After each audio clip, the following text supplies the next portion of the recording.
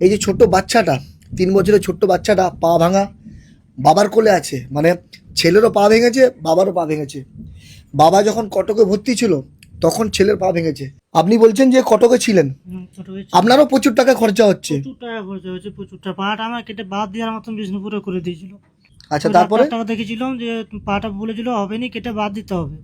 যে এখানে আমার একটা দিদি, উনিও কটকে লাইন করে দিল, যে উনি পয়সা দিয়ে পাঠিয়েছিলেন।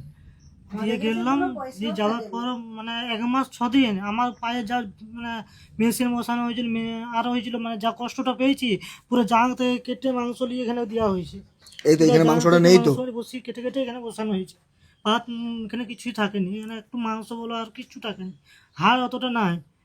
তারপর প্রত্যেকটা শিরা কেটে ছিঁড়ে গেছে, একটু পাটা কিছু থাকেনি। মানে ঘটনাটা হয়েছিল কি করে? গাজনে ভোক্তা হতে যাচ্ছিলাম, আর বাগড়াতে টোটো পাল্টি হয়ে গেল। মানে ভগবানের দর্শন করতে গিয়েই এত বড় একটা দুর্ঘটনা হয়ে যায়। আমার তো গায়ের লোম দাঁড়িয়ে যাচ্ছে। যাক, বিপদ তো আর বলে আসে না।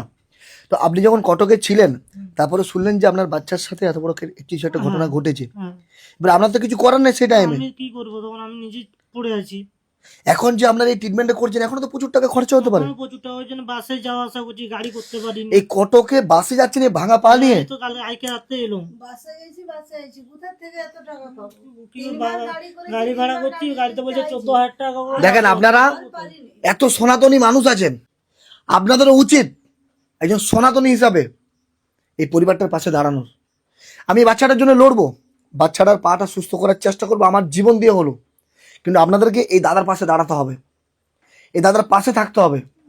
এই যে পায়ের জন্য ইঞ্জেকশন লিখেছেন বললো মা, কালকে গেছি যে দেখাতে, যে ওষুধ ইনস্টান লিখে দিয়েছে, কিছু কিনতে পারিনি, মাত্র দেখানো হয়েছে। আর 18,000 টাকার ইঞ্জেকশন আছে। 18,000 টাকার ইঞ্জেকশন লিখেছে। 18,000 টাকা ইনস্টান লিখেছে, ওষুধ আছে। প্রথমবার থেকে মানে 12,000, 8,000, 10,000 এরকম করে ওষুধ আছে ওর। তো এখন কি ওষুধগুলো কিনেছেন? না, এখন আমি 1 মাসের মাত্র কিনেছি, কম করে আমি কিনতে পারিনি।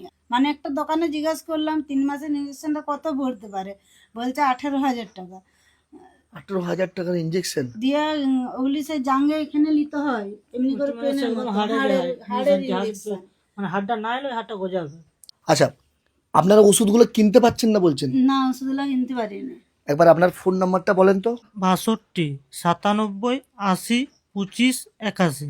62। 97 80 25 81। তোমরা তো ইনার সরাসরি ফোন নাম্বার পেয়ে গেলে।